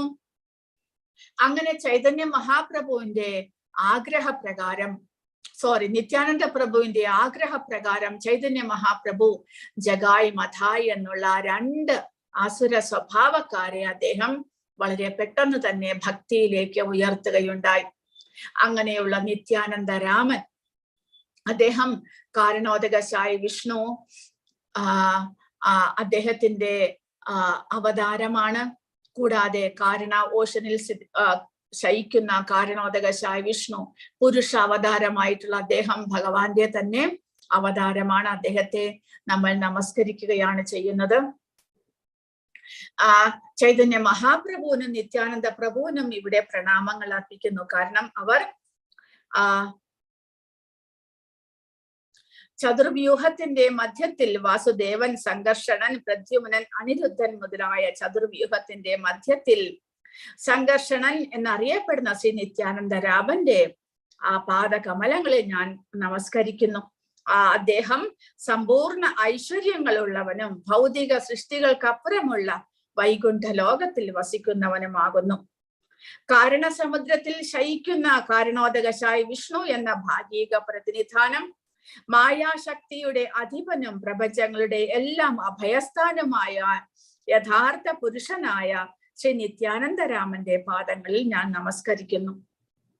ഗർഭോദകശായ വിഷ്ണുവിന്റെ ഭാഗിക പ്രതിനിധിയായിട്ടുള്ള ശ്രീ നിത്യാനന്ദരാമന്റെ പാദങ്ങളിൽ ഞാൻ എൻ്റെ പൂർണ്ണ പ്രണാമം അർപ്പിക്കുന്നു. ഗർഭോദകശായ വിഷ്ണുവിന്റെ നാഭിയിൽ നിന്നാണ് ബ്രഹ്മാവിൻ ഇരിക്കുന്ന താമര ഉത്ഭവിക്കുന്നത്. അതും ഭഗവാൻ നിത്യാനന്ദ പ്രഭുവിന്റെ അവതാരങ്ങളാണ്. കൂടാതെ പാൽക്കടലിൽ ശയിക്കുന്ന ക്ഷീരോദകശായ വിഷ്ണുവും നിത്യാനന്ദ പ്രഭുവിന്റെ അവതാരമായിട്ട് നമ്മൾ മനസ്സിലാക്കണം. അങ്ങനെയുള്ള ആ നിത്യാനന്ദ രാമനെ നമ്മൾ നമസ്കരിക്കുകയാണ്. ഭഗവാൻ നിത്യാനന്ദൻ ബലരാമൻ തന്നെയാണ് എന്ന് ഭക്തർ മനസ്സിലാക്കുന്നു. കൃഷ്ണന്റെ ആദ്യത്തെ വികാസം അല്ലെങ്കിൽ വിസ്തരണം ചൈതന്യ മഹാഭാഗവതത്തിന്റെ രചയിതാവ് വൃന്ദാവൻ ദാസ് ഠാക്കൂർ എങ്ങനെയാണ് പ്രാർത്ഥിക്കുന്നത്? മുട്ടുകൾ വരെ നീണ്ട കൈകളുള്ള ശ്രീ ചൈതന്യ മഹാപ്രഭുവിനും ശ്രീ നിത്യാനന്ദ പ്രഭുവിനും ഞാൻ ആദരവോടെ പ്രണാമം അർപ്പിക്കുന്നു. അവർക്ക് അതിമനോഹരമായ സ്വർണ്ണ നിറങ്ങളുണ്ട്. അവർ ഭഗവാന്റെ വിശുദ്ധ നാമങ്ങളുടെ നാമജപം ഉദ്ഘാടനം ചെയ്തു. അവരുടെ കണ്ണുകൾ താമര പൂക്കളുടെ ദളങ്ങളോട് സാമ്യമുള്ളതാണ്. അവർ എല്ലാ ലോകങ്ങളെയും പരിപാലിക്കുന്നവരാണ്. ബ്രാഹ്മണരിൽ ഏറ്റവും മികച്ചവരാണ്. ഈ യുഗത്തിലെ മതതത്വങ്ങളുടെ സംരക്ഷകരാണ്. അവർ ലോകത്തിലെ ജനങ്ങൾക്ക് സന്തോഷം നൽകുന്നു. ഏറ്റവും കൂടുതൽ കരുണയുള്ള അവതാരങ്ങളാണ് അവർ എന്ന് പറയും. നിത്യാനന്ദ ഭഗവാൻ ശ്രീ ചൈതന്യ മഹാപ്രഭുവിനേക്കാൾ കരുണയുള്ളവരാണ്. അതുകൊണ്ടാണ് പാപികളായ ജഗായെ മഥായെയും അദ്ദേഹം ഉദ്ധരിച്ചത് എന്ന് പറയും. അങ്ങനെ ചൈതന്യ മഹാപ്രഭു ഭഗവാൻ കൃഷ്ണനായിട്ടും നിത്യാനന്ദ പ്രഭു ഭഗവാൻ ബലരാമന്റെ അവതാരമായിട്ടും അവതരിക്കുന്നു. അപ്പോൾ പഞ്ചതത്വത്തിലെ ആദ്യത്തേത് സ്വയം ഭഗവാൻ തന്നെ. അദ്ദേഹത്തിന്റെ പ്ലീനറി അല്ലെങ്കിൽ വിസ്തരണമായിട്ടുള്ള ബലരാമനാണ് നിത്യാനന്ദ പ്രഭു. ഇനി മൂന്നാമത്തേത് അദ്വൈത ആചാര്യ. അദ്വൈത ആചാര്യ ഭഗവാൻ കൃഷ്ണന്റെ അവതാരമായിട്ടുള്ള മഹാവിഷ്ണുവാണ് എന്ന് നമ്മൾ മനസ്സിലാക്കണം. അദ്വൈതാചാര്യ 1434 നഭാഗ്രാം എന്നുള്ള ബംഗാളിലെ ഒരു പ്രദേശത്താണ് അദ്ദേഹം ജനിക്കുന്നത്. അദ്ദേഹം കുബേര പണ്ഡിത ശ്രീമതി നഭാദേവി എന്ന് 2 പേരുടെ മകനായിട്ട് ജനിക്കുന്നു.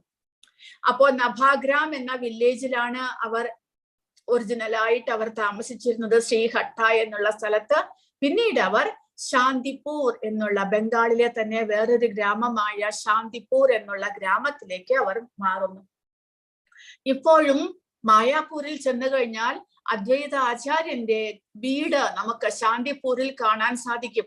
അദ്വൈത ആചാര്യന്റെ വീട്, അദ്ദേഹത്തിന് വളരെ വലിയ വിസ്തരണമായിട്ടുള്ള ഒരു മാവിന്റെ തോട്ടമുണ്ട്. വളരെ വലിയ തോട്ടമാണ്. അതിൽ മുഴുവൻ പലതരത്തിലുള്ള മാവുകൾ അവിടെ നിൽക്കുന്നത് കാണാം. അതിന്റെ മധ്യത്തിൽ ഒരു നല്ല ഭംഗിയുള്ള ഒരു വീടാണ് അദ്ദേഹത്തിൻ്റെത്. ഇപ്പോഴും നമുക്ക് പോയി കഴിഞ്ഞാൽ ശാന്തിപൂരിൽ പോകാൻ സാധിക്കും. അദ്വൈത ആചാര്യന്റെ വീട്ടിലേക്കും നമുക്ക് പോകാൻ സാധിക്കും. അദ്വൈത ആചാര്യ ചൈതന്യ മഹാപ്രഭുവിന്റെ ആ സമയത്ത് തന്നെയാണ്. പക്ഷെ ചൈതന്യ മഹാപ്രഭു അവതരിക്കുന്നതിന് മുന്നെയാണ് അദ്ദേഹം അവതരിച്ചത്. അദ്ദേഹം ഹരിദാസ് ഠാക്കൂറിന്റെ അങ്ങനെ ഒരുപാട് പേരുടെ ആചാര്യനായിരുന്നു, അതായത് ഗുരുവായിരുന്നു. അദ്വൈത എന്നുള്ള വാക്കിന്റെ അർത്ഥം എന്താണ്? ദ്വൈതം എന്ന് പറഞ്ഞാൽ രണ്ട്, അതായത് ഭഗവാനും നമ്മൾ ജീവാത്മാക്കളും രണ്ടാണ് എന്ന് കാണിക്കുന്നതാണ് ദ്വൈതം. നമ്മൾ രണ്ടുപേരും ഒന്നല്ല എന്ന് കാണിക്കുന്നു. എന്നാൽ അദ്വൈതം എന്നുള്ള വാക്കിന്റെ അർത്ഥം ഒന്നാണ് എന്ന് കാണിക്കുന്നു. എന്താണ് ഒന്ന്? ഭഗവാനിൽ നിന്ന് നമ്മൾ വ്യത്യസ്തരല്ല എന്ന് കാണിക്കുന്നതാണ് ഒന്ന് എന്ന് അദ്വൈതം എന്നുള്ളതിന്റെ അർത്ഥം. അപ്പോൾ അദ്വൈതവാദികൾ നമ്മൾ ജീവാത്മാക്കൾ ഈ ശരീരം വെടിഞ്ഞു കഴിഞ്ഞാൽ ഭഗവാനുമായിട്ട് ചേരുന്നു, നമ്മൾ ഒന്നാകുന്നു എന്ന് വിചാരിക്കുന്നു. അതിനാണ് അദ്വൈതം എന്ന് പറയുന്നത്.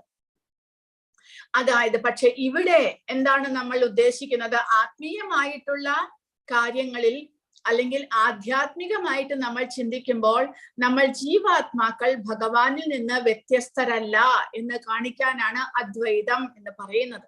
അല്ലാതെ മറ്റുള്ള മായാവാദികളെ പോലെ നമ്മൾ ഭഗവാനുമായിട്ട് ചേരുന്നു എന്ന് നമ്മൾ വിചാരിക്കുന്നില്ല, അങ്ങനെ ചിന്തിക്കുന്നേ ഇല്ല. ഭക്തന്മാർ ഒരിക്കലും, വൈഷ്ണവർ ഒരിക്കലും ജീവാത്മാക്കൾക്ക് ഭഗവാനുമായിട്ട് ചേരാൻ സാധിക്കും, ജീവാത്മാവും ഭഗവാനും ഒന്ന് തന്നെ എന്ന് വിചാരിക്കുന്നില്ല. പിന്നെയോ ഭഗവാനും ജീവാത്മാക്കളും തമ്മിൽ ആധ്യാത്മിക തലത്തിൽ വ്യത്യാസങ്ങൾ ഒന്നും തന്നെയില്ല. ഭഗവാൻ എങ്ങനെ സച്ചിദാനന്ദ വിഗ്രഹമാണോ അതേപോലെ ജീവാത്മാക്കളും ആധ്യാത്മിക തലത്തിലേക്ക് ഉയർത്തപ്പെടുമ്പോൾ സച്ചിദാനന്ദ വിഗ്രഹമായിട്ട് മാറുന്നു. സത്ത് ചിത്ത ആനന്ദം, ശാശ്വതമായിട്ടുള്ളത്, സമ്പൂർണ്ണ ജ്ഞാനത്തോട് കൂടിയത്, ആനന്ദമയമായിട്ടുള്ളതാണ് ജീവാത്മാക്കളും ഭഗവാനും. അതാണ് ഒരേപോലെയുള്ള ഗുണങ്ങളും സ്വഭാവങ്ങളും എല്ലാം ചേർന്നവരാണ് ഭഗവാനും ജീവാത്മാക്കളും. ആധ്യാത്മിക തലത്തിൽ ഒന്നതിനെ കാണിക്കുകയാണ് അദ്വൈതം എന്നുള്ള വാക്ക് വൈഷ്ണവ ഫിലോസഫിയിൽ നമ്മൾ ഉദ്ധരിക്കുന്നത്. അതുപോലെ അദ്വൈത മഹാപ്രഭു എന്താണ് ചെയ്തത്? ചൈതന്യ മഹാപ്രഭുവിന്റെ ഇഷ്ടപ്രകാരം, അദ്ദേഹത്തിന്റെ ആഗ്രഹപ്രകാരം ആ ഭക്തിയുത സേവനത്തെ എല്ലാ ദിക്കിലേക്കും പ്രചരിപ്പിക്കാൻ അദ്ദേഹം ആചാര്യനായിട്ട് മാറുന്നു. അദ്ദേഹം ഒരുപാട് പേരുടെ, ചൈതന്യ മഹാപ്രഭുവിന്റെ ആ തലമുറയിലുള്ള ഒരുപാട് പേരുടെ ആചാര്യനായിരുന്നു. അദ്വൈത ആചാര്യ എന്ന് മനസ്സിലാക്കണം. അദ്വൈത ആചാര്യ മഹാവിഷ്ണുവിന്റെ തന്നെ അവതാരമായിട്ട്, മഹാവിഷ്ണുവാണ് അദ്വൈത ആചാര്യനായിട്ട് വരുന്നത്. ആ മഹാവിഷ്ണു എന്താണ് ചെയ്യുന്നത്? ഭൗതിക പ്രകൃതിയുടെ സൃഷ്ടികൾ ആ മഹാവിഷ്ണുവിന്റെ കയ്യിലാണ്. അദ്ദേഹമാണ് ഭൗതിക പ്രകൃതി എല്ലാം സൃഷ്ടിക്കുന്നത്. അങ്ങനെ അദ്വൈത ആചാര്യനും വിഷ്ണു തത്വം തന്നെയാണ്, ഭഗവാനിൽ നിന്ന് വ്യത്യസ്തമല്ലാത്ത വിഷ്ണു തത്വം. അദ്വൈത ആചാര്യനാണ് ഭഗവാനോട് ആ കലിയുഗത്തിലെ ഭക്ത അവതാരമായിട്ട് അവതരിക്കാനായിട്ട് അപേക്ഷിക്കുന്നത്. കാരണം അദ്വൈതാചാര്യ ചൈതന്യ മഹാപ്രഭുവിനും നിത്യാനന്ദ പ്രഭുവിനും എല്ലാം മുന്നേ തന്നെ അദ്ദേഹം അവതരിച്ചിട്ടുണ്ട്. അദ്ദേഹം ഭാഗവതവും ഭഗവത്ഗീതയും എല്ലാം എല്ലാവർക്കും ഉപദേശിച്ചു കൊടുത്ത് ഒരാചാര്യനായിട്ട് അദ്ദേഹം വർത്തിക്കുകയായിരുന്നു. പക്ഷെ അദ്ദേഹം നോക്കുമ്പോൾ ഭാഗവതം പഠിക്കാനോ വിഷ്ണു തത്വങ്ങൾ പരിശീലിക്കാനോ ഒന്നും തന്നെ വൈഷ്ണവരായിട്ട് ജീവിക്കാനോ ജനങ്ങൾ ആഗ്രഹിക്കുന്നില്ല എന്ന് അദ്ദേഹം മനസ്സിലാക്കി. അത് കാരണം ജനങ്ങൾ ഒരുപാട് കഷ്ടങ്ങളും ദുഃഖങ്ങളും എല്ലാം അവതരിക്കുന്നത് കണ്ടിട്ട് അദ്ദേഹം വിചാരിച്ചു, നമ്മളെ പോലുള്ള, അദ്ദേഹത്തെ പോലുള്ള സാധാരണ ജനങ്ങൾക്ക് ഈ സാധാരണ ജനങ്ങളെ ഉദ്ധരിക്കാനുള്ള ശക്തിയില്ല എന്ന് അദ്ദേഹം മനസ്സിലാക്കി. അദ്ദേഹം സാക്ഷാൽ മഹാവിഷ്ണു തന്നെയാണ്, ആ ഭക്തിയുടെ ആചാര്യനാണ്. എങ്കിലും അദ്ദേഹം വിചാരിച്ചു, എനിക്ക് എൻ്റെ സ്വന്തം കഴിവിൽ ഇങ്ങനെയുള്ള ജനങ്ങളെ ഉദ്ധരിക്കാൻ സാധ്യമല്ല, ഭഗവാൻ തന്നെ സ്വയം അവതരിക്കണം. അതിനു വേണ്ടിയിട്ട് അദ്ദേഹം എന്ത് ചെയ്യുന്നു? ദിവസവും ഗംഗാതീരത്ത് പോയി അദ്ദേഹം കുളി കഴിഞ്ഞ് ഗംഗാതീരത്ത് സാളഗ്രാമശിലയിൽ വിഷ്ണുശിലയിൽ അദ്ദേഹം തുളസിയും ഗംഗാജലവും അർപ്പിച്ചുകൊണ്ട് കൃഷ്ണനെ അദ്ദേഹം ദിവസവും വിളിക്കുമായിരുന്നു. അങ്ങ് വരണം, അങ്ങ് വന്നിട്ട് അങ്ങയുടെ അവതാരം കൊണ്ട് മാത്രമേ ഈ ജനങ്ങളെ ഉദ്ധരിക്കാൻ സാധിക്കുകയുള്ളൂ, ജനങ്ങളെ ഭക്തരാക്കാൻ സാധിക്കുകയുള്ളൂ. അതിനു വേണ്ടിയിട്ട് അങ്ങ് വരണം എന്ന് പറഞ്ഞുകൊണ്ട് ദിവസവും അദ്ദേഹം ഭഗവാനോട് പ്രാർത്ഥിക്കുമായിരുന്നു. ആ അദ്വൈത ആചാര്യരുടെ പ്രാർത്ഥന മൂലമാണ് ഭഗവാൻ സാക്ഷാത് ചൈതന്യ മഹാപ്രഭുവായിട്ട് അവതരിക്കുന്നത് എന്നാണ് പറയുന്നത്. അപ്പോൾ അദ്വൈത ആചാര്യ ആരാധിച്ചിരുന്ന ആ സാളഗ്രാമശിലയും അത് പിന്നീട് ഭഗവാന്റെ ഒരു അവതാരമായിട്ട് മാറുന്നു. അതെല്ലാം തന്നെ വൃന്ദാവനത്തിൽ സൂക്ഷിച്ചിട്ടുണ്ട്. വൃന്ദാവനത്തിൽ പോകുമ്പോൾ നമുക്ക് അവിടെ ഒരു അമ്പലത്തിൽ ഇതെല്ലാം എഴുതി വെച്ചിട്ടുണ്ട്, അദ്വൈതാചാര്യ ആരാധിച്ചിരുന്ന ഭഗവാന്റെ വിഗ്രഹത്തിൽ. അങ്ങനെ ഭഗവാനിൽ നിന്നും വ്യത്യസ്തനല്ലാത്തത് കൊണ്ട് അദ്ദേഹത്തെ അദ്വൈത എന്ന് വിളിക്കുന്നു. കാരണം സാക്ഷാത് മഹാവിഷ്ണുവാണ്, ഭഗവാന്റെ തന്നെ വിസ്തരണമാണ്. അതുകൊണ്ട് അദ്ദേഹത്തെ അദ്വൈത എന്ന് വിളിക്കുന്നു. കൂടാതെ അദ്ദേഹം ചൈതന്യ മഹാപ്രഭുവിനെ പോലെ തന്നെ കൃഷ്ണാവബോധം പ്രചരിപ്പിക്കാനായിട്ട് അദ്ദേഹം പരിശ്രമിച്ചു കൊണ്ടിരുന്നത് കൊണ്ട് അദ്ദേഹത്തെ ആചാര്യ എന്നും വിളിക്കുന്നു. അങ്ങനെ അദ്ദേഹം ഭഗവാനിൽ നിന്നും വ്യത്യസ്തമല്ല. അപ്പോൾ സാക്ഷാത് ഭഗവാൻ കൃഷ്ണൻ, അദ്ദേഹത്തിന്റെ വിസ്തരണമായിട്ടുള്ള ബലരാമൻ, നിത്യാനന്ദ പ്രഭു, പിന്നീട് അദ്ദേഹത്തിന്റെ അവതാരമായിട്ടുള്ള മഹാവിഷ്ണു, അദ്വൈത ആചാര്യ. ഇനി നാലാമത്തേത് ഗദാധര പണ്ഡിത. ഗദാധര പണ്ഡിത ഭഗവാൻ കൃഷ്ണന്റെ ഊർജമാണ്, എനർജി. അപ്പോൾ ഭഗവാന് അനേകം ശക്തികളുണ്ട്, ഊർജങ്ങളുണ്ട്. ഒന്ന് നമുക്കറിയാം, ഭൗതിക പ്രകൃതി എന്നുള്ളത് ഭഗവാന്റെ ബഹിരംഗ ശക്തിയാണ്. അതുപോലെ ഭഗവാന്റെ അന്തരംഗ ശക്തി യോഗമായ സാക്ഷാത് രാധാറാണി തന്നെ ഭഗവാന്റെ അന്തരംഗ ശക്തിയാണ്. അപ്പോൾ ഗദാധര പണ്ഡിത ഭഗവാന്റെ അന്തരംഗ ശക്തിയുടെ വിസ്തരണമാണ് എന്നാണ് നമ്മൾ മനസ്സിലാക്കേണ്ടത്. ഗദാധര പണ്ഡിത, അദ്ദേഹത്തെ പണ്ഡിത ഗോസ്വാമി എന്നും വിളിക്കുന്നുണ്ട്. ചൈതന്യ മഹാപ്രഭുവിന്റെ അടുത്ത അനുയായി ആയിരുന്നു. ഗദാധര പണ്ഡിതനെ എങ്ങനെയാണ് നമ്മൾ ചൈതന്യ ചരിതാമൃതത്തിൽ വിവരിക്കുന്നത്? വളരെയധികം സൗന്ദര്യമുള്ള ഒരു ചെറുപ്പക്കാരനായിട്ടുള്ള ഒരു ഭക്തനാണ് അദ്ദേഹം. ന്യായം, സംസ്കൃതമെല്ലാം പഠിച്ച് അതിൽ ഒരുപാട് പുരോഗതി നേടിയ വ്യക്തിയായിരുന്നു. അങ്ങനെ ചൈതന്യ മഹാപ്രഭുവിന്റെ അനുയായിയായിട്ട് അദ്ദേഹം വരുന്നു. ചൈതന്യ മഹാപ്രഭു ഗദാധര പണ്ഡിതന് സ്വയം ഒരു വിഗ്രഹത്തെ, കൃഷ്ണ വിഗ്രഹത്തെ കൊടുക്കുന്നു ആരാധിക്കാനായിട്ട്. പിന്നീട് അദ്ദേഹത്തെ ഭാഗവതം പ്രചരിപ്പിക്കാനായിട്ട് ഏൽപ്പിക്കുന്നു. ഗദാധര പണ്ഡിതന്റെ ആചാര്യൻ അല്ലെങ്കിൽ ഗുരുവായിരുന്നു പുണ്ടരീക വിദ്യാനിധി. ഭൂഗർഭ ഗോസ്വാമി ആണ് ഗദാധര പണ്ഡിതന്റെ വംശത്തിലെ ആചാര്യന്മാരായിട്ടെല്ലാം വരുന്നത്.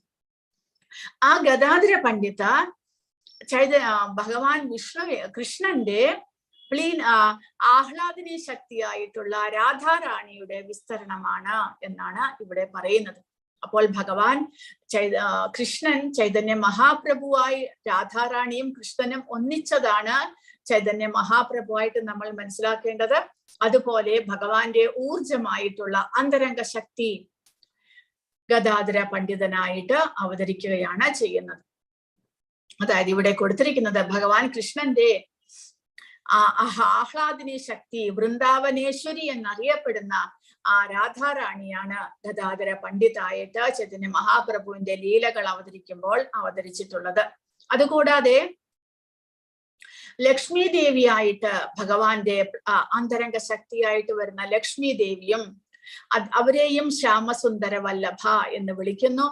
അതായത് രാധാറാണിയുടെയും ലളിതാ സഖിയുടെയും ഒരുമിച്ചുള്ള അവതാരമാണ് ഗദാധര പണ്ഡിത എന്നും പറയുന്നുണ്ട്. കൂടാതെ ഗദാധര പണ്ഡിത ഒരു ആചാര്യനായിട്ട്, മറ്റുള്ളവരുടെ എല്ലാം ഒരു ആചാര്യനായിട്ട്, ഭക്തിയുടെ പ്രചാരകനായിട്ടുള്ള ആചാര്യനായിട്ടും കണക്കാക്കുന്നുണ്ട്. അദ്ദേഹം വളരെയധികം പഠിച്ചിട്ടുണ്ട്, സംസ്കൃതത്തിൽ പഠിച്ച ഒരു ആചാര്യനുമായിരുന്നു.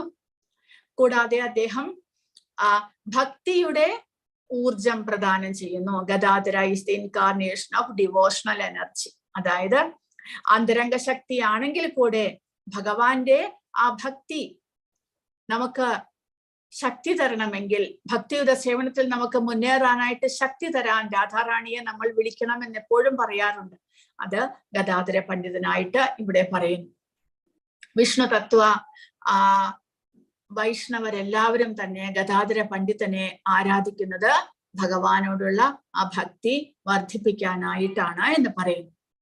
ഇനി അടുത്തതായിട്ട് ശ്രീവാസ ഠാക്കൂർ നമ്മൾ ജീവാത്മാക്കളെയാണ് പ്രതിനിധാനം ചെയ്യുന്നത്. അപ്പോൾ സാക്ഷാത് ഭഗവാൻ അദ്ദേഹത്തിന്റെ വിസ്തരണമായിട്ടുള്ള ആദ്യത്തെ വിസ്തരണമായിട്ടുള്ള ബലരാമനായിട്ട് നിത്യാനന്ദ പ്രഭു, അദ്ദേഹത്തിന്റെ അവതാരമായിട്ട് മഹാവിഷ്ണു അദ്വൈതാചാര്യനായിട്ട് വരുന്നു. ഭഗവാന്റെ ഊർജം അന്തരംഗ ശക്തി ഗദാധര പണ്ഡിതായിട്ട് വരുന്നു. പിന്നീട് അടുത്തത് ഭഗവാന്റെ തടസ്ഥ ശക്തിയായിട്ടുള്ള ജീവാത്മാവ് അദ്ദേഹമാണ് ശ്രീവാസ ഠാക്കൂർ. ശ്രീവാസ ഠാക്കൂർ നാരദ മഹർഷിയുടെ അവതാരമാണ് എന്നും പറയുന്നുണ്ട്. കാരണം നാരദ മഹർഷി ജീവാത്മാക്കളെ പ്രതിനിധാനം ചെയ്യുന്നു. വൈഷ്ണവ തത്വങ്ങളല്ല നാരദ മഹർഷി, ജീവാത്മാക്കളെയാണ് പ്രതിനിധാനം ചെയ്യുന്നത്. മറ്റുള്ളവരെല്ലാവരും തന്നെ വൈഷ്ണവ തത്വങ്ങളായിരുന്നു. ശ്രീവാസ ഠാക്കൂറും ചൈതന്യ മഹാപ്രഭുവിന്റെ അടുത്ത അനുയായിയായിരുന്നു. ശ്രീവാസ ഠാക്കൂർ ഭഗവാന്റെ തടസ്ഥ ശക്തി അല്ലെങ്കിൽ മാർജിനൽ എനർജി ആയിട്ട് പറയപ്പെടുന്നു. ശ്രീവാസ ഠാക്കൂറിന്റെ നേതൃത്വത്തിലാണ് ഭക്തന്മാർ ഒരുമിച്ച് കൂടിയിട്ട് ഭഗവാനോടൊപ്പം ഭക്തിയുത സേവനങ്ങളും അത് ചൈതന്യ മഹാപ്രഭുവിന്റെ നാമസങ്കീർത്തനങ്ങൾ പ്രചരിപ്പിച്ചിരുന്നത്. അതിൽ ശ്രീവാസ ഠാക്കൂർ ഭക്തന്മാരുടെ ഒരു ലീഡറായിരുന്നു. നാരദ മുനിയുടെ അവതാരമായിട്ടാണ് ശ്രീവാസ ഠാക്കൂറിനെ പറയുന്നത്.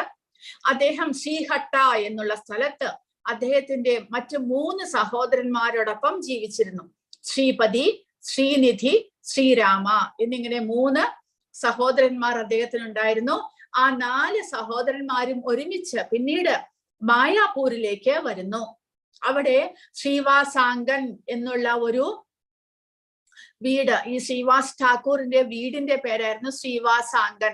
ചൈതന്യ ചരിതാമൃതത്തിൽ വിസ്തരിച്ച് ഈ ശ്രീവാസാംഗൻ എന്നുള്ള വീട്ടിൽ ചൈതന്യ മഹാപ്രഭു സന്ധ്യയാകുമ്പോൾ ചൈതന്യ മഹാപ്രഭുവും അദ്ദേഹത്തിന്റെ അനുയായികളും എല്ലാവരും ശ്രീവാസാംഗൻ എന്നുള്ള വീട്ടിലേക്ക് വരുന്നു, ശ്രീവാസ് ഠാക്കൂറിന്റെ വീട്ടിലേക്ക്.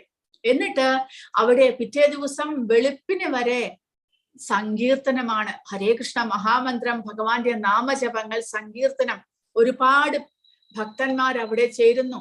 ആ ശ്രീവാസ് ഠാക്കൂറിന്റെ അങ്കണത്തിൽ വെച്ചിട്ടാണ് സങ്കീർത്തനങ്ങൾ ദിവസവും അരങ്ങേറിയിരുന്നത്. ഭഗവാൻ ചൈതന്യ മഹാപ്രഭു ബംഗാളിലുള്ള കാലടത്തോളം ശ്രീവാസ് ഠാക്കൂറിന്റെ വീട്ടിലായിരുന്നു സങ്കീർത്തനം അരങ്ങേറിയിരുന്നത്. അദ്ദേഹത്തിന്റെ ഗൃഹത്തെയാണ് ശ്രീവാസാംഗൻ എന്ന് വിളിച്ചിരുന്നത്. അദ്ദേഹം ദിവസവും ഈ 4 സഹോദരന്മാരും ഒരുമിച്ച് അദ്വൈതാചാര്യരുടെ വീട്ടിൽ ശാന്തിപൂരിൽ പോയിട്ട് അവിടെ ഭാഗവതം കേൾക്കുമായിരുന്നു. അങ്ങനെ ചൈതന്യ മഹാപ്രഭുവിന്റെ അവതാരത്തോടുകൂടി ഇവരെല്ലാവരും തന്നെ ചൈതന്യ മഹാപ്രഭുവിന്റെ അനുയായികളായിട്ട് മാറുന്നു. അങ്ങനെ ശ്രീവാസ് ഠാക്കൂർ ഭഗവാൻ കൃഷ്ണന്റെ അംശമായിട്ടുള്ള ജീവതത്വമായിട്ട് കണക്കാക്കുന്നു. ശുദ്ധഭക്തനായിട്ടുള്ള ജീവതത്വമായിട്ട് കണക്കാക്കുകയാണ് ചെയ്യുന്നത്. കൂടാതെ അദ്ദേഹം എല്ലാ ഭക്തന്മാരുടെയും ലീഡറായിരുന്നു എന്നിവിടെ പറയുന്നു. ജയ ജയ ശ്രീ ചൈതന്യ, ജയ നിത്യാനന്ദ, ജയ അദ്വൈത ഗദാധര ഗൗരഭക്ത വൃന്ദ എന്ന് പറയുന്ന ആ ഗൗരഭക്തന്മാരിൽ ശ്രീവാസ ആചാര്യന്റെ നേതൃത്വത്തിലുള്ള ഭക്തന്മാരെയാണ് കണക്കാക്കുന്നത്. അങ്ങനെ ചൈതന്യ മഹാപ്രഭുവിന്റെ ആ ഭക്തവൃന്ദത്തിന് 2 ക്യാപ്റ്റന്മാരുണ്ടായിരുന്നു എന്നാണ് ഇവിടെ എഴുതിയിരിക്കുന്നത്. ആരൊക്കെയാണ്? ഒന്ന് ശ്രീവാസ ഠാക്കൂറും പിന്നീട് അദ്വൈതാചാര്യരും. അപ്പൊ ശ്രീവാസ ഠാക്കൂറിന്റെ നേതൃത്വത്തിലാണ് ഭക്തന്മാരെല്ലാവരും തന്നെ ഹരേ കൃഷ്ണ മഹാമന്ത്രം ജപിച്ച് ഭഗവാന്റെ ആ ഭക്തിയുത പ്രസ്ഥാനം പ്രചരിപ്പിച്ചിരുന്നത്. ശ്രീവാസ ഠാക്കൂറിന്റെ നേതൃത്വത്തിലുള്ള ഭക്തന്മാർ ഭഗവാന്റെ ചെറിയ ഭഗവാന്റെ ശരീരത്തിന്റെ കൈകാലുകളും മറ്റുമായിട്ട് പ്രതിനിധാനം ചെയ്യുന്നു. അദ്ദേഹത്തിന്റെ കൈകൾ, മുഖം, കണ്ണുകൾ ഇതെല്ലാം തന്നെ എന്താണ്? ഭക്തിയുടെ പ്രത്യേകമായിട്ടുള്ള ആയുധങ്ങളാണ്. അവയെല്ലാം ഒരുമിച്ചാണ് നമ്മൾ ഒരു ഭഗവാന്റെ കീർത്തനങ്ങൾ അല്ലെങ്കിൽ സേവനങ്ങൾ ചെയ്യുമ്പോൾ നമ്മുടെ ശരീരം മുഴുവൻ ഉപയോഗിച്ച് നമ്മൾ സേവിക്കുന്നു. അത് ജീവസത്വമായിട്ട് കണക്കാക്കുന്നു. ശ്രീവാസ, ഹരിദാസ, രാമദാസ, ഗദാധര, മുരാരി, മുകുന്ദ, ചന്ദ്രശേഖര, വക്രേശ്വര, ഇവരെല്ലാവരും തന്നെ വളരെയധികം പണ്ഡിതന്മാരായിരുന്നു. പക്ഷെ അവരെല്ലാവരും ചൈതന്യ മഹാപ്രഭുവിന്റെ ഹരേ കൃഷ്ണ മഹാമന്ത്ര പ്രചാരണത്തിന്റെ സേവകന്മാരുമായിരുന്നു. എല്ലാവരും തന്നെ ശ്രീവാസ ഠാക്കൂറിനെ പോലെ ഭഗവാന്റെ ആ ജീവതത്വമായിരുന്നു. അങ്ങനെ പഞ്ചതത്വത്തെ ഇവിടെ 5 തത്വങ്ങളായിട്ട് ഭഗവാന്റെ തന്നെ ആ വിസ്തരണങ്ങളായിട്ടുള്ള 5 തത്വങ്ങളായിട്ട് ഇവിടെ പറഞ്ഞിരിക്കുകയാണ്. ഒന്ന് സാക്ഷാത് ഭഗവാൻ, അദ്ദേഹത്തിന്റെ പ്ലീനറി എക്സ്പാൻഷൻ അല്ലെങ്കിൽ വിസ്തരണമായിട്ടുള്ള ബലരാമൻ, പിന്നെ രണ്ടാമത് ഭഗവാന്റെ അവതാരം മഹാവിഷ്ണു, നാലാമത് ഭഗവാന്റെ എനർജി അല്ലെങ്കിൽ ഊർജം ആയിട്ടുള്ള രാധാറാണി, പിന്നീട് 5ാമതായിട്ട് തടസ്ഥ ശക്തി ഭഗവാന്റെ ജീവതത്വമായിട്ടുള്ള നമ്മൾ ജീവാത്മാക്കളെ പ്രതിനിധാനം ചെയ്തുകൊണ്ട് ശ്രീവാസ ആചാര്യൻ. അങ്ങനെ 5 പേർ സ്വയം ഭഗവാനും അദ്ദേഹത്തിന്റെ വിസ്തരണങ്ങളും ചേർന്നതാണ് പഞ്ചതത്വം. അങ്ങനെ നമ്മൾ ഹരേ കൃഷ്ണ മഹാമന്ത്രം ജപിക്കുന്നതിന് മുന്നേ ഒരു തവണ ഈ പഞ്ചതത്വ മന്ത്രം ജപിക്കണം എന്ന് ആചാര്യന്മാർ വൈഷ്ണവ ഫിലോസഫിയിലുണ്ട്. കാരണം എന്താണ്? കാരണം നമ്മുടെ ഭഗവാന്റെ ആ മന്ത്രം ജപിക്കുമ്പോൾ നമുക്ക് കോൺസെൻട്രേഷൻ കിട്ടുവാനും, കൂടാതെ ആ ഭഗവാനെ നമ്മൾ എന്താണ് പറയുന്നത്, മന്ത്രം ജപിച്ച് നമ്മൾക്ക് ആ ഭക്തിയുടെ സേവനത്തിൽ മുന്നേറുവാനായിട്ട്, ആധ്യാത്മികമായിട്ടുള്ള ശക്തി ലഭിക്കാനായിട്ട് ഭഗവാന്റെ ഈ 5 വിസ്തരണങ്ങളെ, തത്വങ്ങളെ നമ്മൾ ജപിക്കുന്നു ആദ്യമായിട്ട്. കൂടാതെ ഹരേ കൃഷ്ണ മഹാമന്ത്രം ജപിക്കുമ്പോൾ നമ്മൾ 10 ഒഫൻസ് അല്ലെങ്കിൽ അപരാധത്തെ നമ്മൾ ശ്രദ്ധിക്കേണ്ടതായിട്ടുണ്ട്. 10 അപരാധങ്ങൾ വരുത്താതെ നമ്മൾ ഹരേ കൃഷ്ണ മഹാമന്ത്രം ജപിക്കേണ്ടതായിട്ടുണ്ട്. എന്നാൽ പഞ്ചതത്വ മന്ത്രം ജപിക്കുമ്പോൾ ഒന്നിനെയും നമ്മൾ നോക്കേണ്ടതായിട്ടില്ല എന്ന് പറയുന്നു. അപരാധങ്ങളെ ഒന്നും തന്നെ നമ്മൾ ശ്രദ്ധിക്കേണ്ടതായിട്ടില്ല. കാരണം എന്താണ്? കാരണം ചൈതന്യ മഹാപ്രഭുവിന്റെ അവതാരം തന്നെ ഇങ്ങനെ അപരാധങ്ങൾ ചെയ്തുകൊണ്ടിരിക്കുന്ന അപാപികളായിട്ടുള്ള സാധാരണ ജനങ്ങളെ ഉദ്ധരിക്കുവാനായിരുന്നു. അതുകൊണ്ട് പഞ്ചതത്വത്തിന് അപരാധങ്ങൾ ഒന്നും തന്നെ ബാധകമല്ല. കാരണം ചൈതന്യ മഹാപ്രഭു അങ്ങനെ അപരാധികളെയെല്ലാം ഉദ്ധരിക്കാനായിട്ടാണ് അവതരിച്ചത്. എന്നാൽ ഹരേ കൃഷ്ണ മഹാമന്ത്രം ജപിക്കുമ്പോൾ നമ്മൾ 10 അപരാധങ്ങളെ നമ്മൾ വളരെയധികം ശ്രദ്ധിക്കണം. കാരണം ഹരേ കൃഷ്ണ മഹാമന്ത്രം ഈ യുഗത്തിലെ മന്ത്രമാണ്. അത് ഒഫൻസ് ഇല്ലാതെ, അപരാധമില്ലാതെ ജപിക്കുകയാണെങ്കിൽ നമുക്ക് വളരെ പെട്ടെന്ന് തന്നെ അതിന്റെ റിസൾട്ട് നമുക്ക് അറിയാൻ സാധിക്കും. അതുകൊണ്ട് 10 അപരാധങ്ങളെ നമ്മൾ വളരെയധികം ശ്രദ്ധിക്കേണ്ടതായിട്ടുണ്ട്. പക്ഷേ പഞ്ചതത്വ മന്ത്രം ജപിക്കുന്നതിന് അങ്ങനെയുള്ള അപരാധങ്ങളെ ഒന്നും തന്നെ ശ്രദ്ധിക്കേണ്ടതായിട്ടില്ല എന്ന് പറയുന്നു.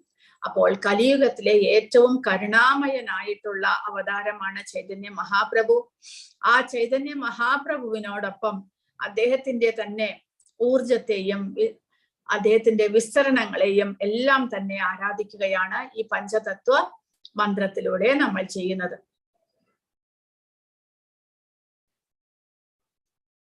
അപ്പോൾ ഗദാധര പണ്ഡിതനെ കുറിച്ച് ഇവിടെ പറഞ്ഞിരിക്കുന്നത്, മുമ്പ് വൃന്ദാവനേശ്വരി എന്നറിയപ്പെട്ടിരുന്ന ശ്രീകൃഷ്ണന്റെ ആനന്ദശക്തി ഇപ്പോൾ ചൈതന്യ മഹാപ്രഭുവിന്റെ വിനോദങ്ങളിൽ ശ്രീ ഗദാധര പണ്ഡിതന്റെ രൂപത്തിൽ രൂപപ്പെട്ടിരിക്കുന്നു. ശ്രീ സ്വരൂപ ദാമോദര ഗോസ്വാമി കൃഷ്ണന്റെ പ്രസാദ ശക്തിയായ ലക്ഷ്മിയുടെ രൂപത്തിൽ ശ്യാമസുന്ദര വല്ലഭയായിട്ട് ഭഗവാന് വളരെ പ്രിയപ്പെട്ടവളായിരുന്നു എന്ന് ചൂണ്ടിക്കാണിച്ചിട്ടുണ്ട്. അതേ ശ്യാമസുന്ദര വല്ലഭയാണ് ഇപ്പോൾ ഗദാധര പണ്ഡിത എന്ന നിലയിൽ, അതായത് പണ്ട് ലളിതാസഖി എന്ന നിലയിലും രാധാറാണി എന്ന നിലയിലും എല്ലാം അവതരിച്ച ഭഗവാന്റെ ശ്യാമസുന്ദര വല്ലഭയാണ് ഗദാധര പണ്ഡിതായിട്ട് അവതരിച്ചിരിക്കുന്നത്. ഗദാധര ഗോസ്വാമി ഒരു തികഞ്ഞ ബ്രാഹ്മണ ആത്മീയ ഗുരുവിന്റെ പ്രതിനിധിയാണ്. അദ്ദേഹം ശ്രീകൃഷ്ണന്റെ ആനന്ദ ശക്തിയാണ്. അദ്ദേഹം ഒരു പണ്ഡിതനാണ്. ഗദാധര പണ്ഡിറ്റ് ഒരേ സമയം ശ്രീമതി രാധാറാണിയുടെയും ലളിതാ സഖിയുടെയും അവതാരമാണ്. ഭക്തി ശക്തിയുടെയും ആന്തരിക ശക്തിയുടെയും അവതാരമാണ് ഗദാധരൻ. ശക്തി തത്വം, വിഷ്ണു തത്വത്തിന്റെ രഹസ്യ ആരാധകൻ. ഈ അവതാരത്തിൽ ശ്രീ ചൈതന്യ മഹാപ്രഭുവിന്റെ വിനോദങ്ങളും മഹത്വങ്ങളും പ്രചരിപ്പിക്കാൻ സഹായിച്ച ഒരു അടുത്ത സഹായിയായി തന്റെ ഭഗവാനോടൊപ്പം സമയം ചെലവഴിക്കാനായിട്ട് രാധാറാണിക്ക് കഴിഞ്ഞു. അപ്പോൾ കൃഷ്ണന്റെ അവതാരത്തിൽ ഭഗവാൻ കൃഷ്ണൻ സ്വയം കൃഷ്ണനായിട്ട് അവതരിച്ച സമയത്ത് അദ്ദേഹം വൃന്ദാവനത്തിൽ നിന്ന് പോയതുകൊണ്ട് രാധാറാണിക്ക് ഭഗവാനോടൊപ്പം അധിക സമയം ചെലവഴിക്കാൻ കഴിഞ്ഞില്ല എന്ന് പറയുന്നു. പക്ഷെ ഇപ്പോൾ ചൈതന്യ മഹാപ്രഭുവായിട്ട് ഭഗവാൻ അവതരിച്ച സമയത്ത് അദ്ദേഹത്തിന്റെ അനുയായിയായിട്ട് രാധാറാണിക്ക് ഗദാധര പണ്ഡിതനായിട്ട് ഭഗവാനോടൊപ്പം കൂടുതൽ സമയം ചെലവഴിക്കാൻ സാധിച്ചു എന്ന്. ഇനി ശ്രീവാസ പണ്ഡിറ്റ്, ഭഗവാന്റെ ശുദ്ധഭക്തന്റെ അവതാരമാണ് ശ്രീവാസ ഠാക്കൂർ. ആ ജീവതത്വമാണ്, ശുദ്ധമായ എല്ലാ ഭക്തരുടെയും നേതാവാണ്. എല്ലാ മഹത്വങ്ങളും ഭഗവാൻ ചൈതന്യ മഹാപ്രഭുവിനും നിത്യാനന്ദ പ്രഭുവിനും, എല്ലാ മഹത്വങ്ങളും അദ്വൈത പ്രഭുവിന്, എല്ലാ മഹത്വങ്ങളും ശ്രീവാസ നേതൃത്വത്തിലുള്ള ഭഗവാൻ ചൈതന്യന്റെ ഭക്തന്മാർക്ക്. ജയ ജയ ശ്രീ ചൈതന്യ, ജയ നിത്യാനന്ദ, ജയ അദ്വൈത ചന്ദ്ര, ജയ ഗൗരഭക്ത വൃന്ദ എന്നാണ് ചൈതന്യ ചരിതാമൃതത്തിന്റെ പ്രണാമ മന്ത്രമായിട്ട് കൃഷ്ണദാസ കവിരാജ ഗോസ്വാമി പറയുന്നത്. ഈ രണ്ട് ക്യാപ്റ്റന്മാരും അവരുടെ പടയാളികളായ ശ്രീവാസ ഠാക്കൂറിയെ പോലുള്ളവരും ഭഗവാന്റെ വിശുദ്ധനാമം ജപിച്ചുകൊണ്ട് എല്ലായിടത്തും സഞ്ചരിക്കുന്നു. അതായത് ക്യാപ്റ്റൻ ഇവിടെ ഉദ്ദേശിക്കുന്നത് ചൈതന്യ മഹാപ്രഭുവിനും നിത്യാനന്ദ പ്രഭുവിനെയും പിന്നെ ശ്രീവാസ ഠാക്കൂറിനെ പോലുള്ള ഭക്തന്മാരും എല്ലാവരും ഒന്നിച്ചു ചേർന്ന് ഭഗവാന്റെ നാമജപം പ്രചരിപ്പിക്കുന്നു. ശ്രീവാസയുടെ നേതൃത്വത്തിലുള്ള ഭക്തർ അവന്റെ ചെറിയ അവയവങ്ങളാണ്. അവ അവന്റെ കൈകളും മുഖവും കണ്ണുകളും ഡിസ്കും മറ്റായുധങ്ങളും പോലെയാണ്. ശ്രീവാസ, ഹരിദാസൻ, രാമദാസൻ, ഗദാധരൻ, മുരാരി, മുകുന്ദൻ, ചന്ദ്രശേഖരൻ, വക്രേശ്വരൻ എന്നിവരെല്ലാം മഹത്വമുള്ളവരും പണ്ഡിതന്മാരുമാണ്. എന്നാൽ ഭഗവാൻ ചൈതന്യയോടുള്ള ദാസവികാരം അവരെ ഉന്മത്തമാക്കുന്നു. ശ്രീവാസ ഠാക്കൂറാണ് ഭഗവാന്റെ നാമജപത്തിന്റെ ഊർജം. അതായത് നാമജപം പ്രചരിപ്പിക്കുന്നത് ഭഗവാന്റെ ജീവതത്വമായിട്ടുള്ള ശ്രീവാസ ഠാക്കൂറാണ്. എങ്ങനെയാണോ നാരദ മഹർഷി എല്ലാ ഗ്രഹങ്ങളിലും സഞ്ചരിച്ച് ഭഗവാന്റെ നാമം മഹത്വം പ്രചരിപ്പിക്കുന്നത്, അതുപോലെ ശ്രീവാസ ഠാക്കൂറായിട്ട് നാരദ മഹർഷി ഭഗവാന്റെ നാമജപത്തെ പ്രചരിപ്പിക്കുന്നു.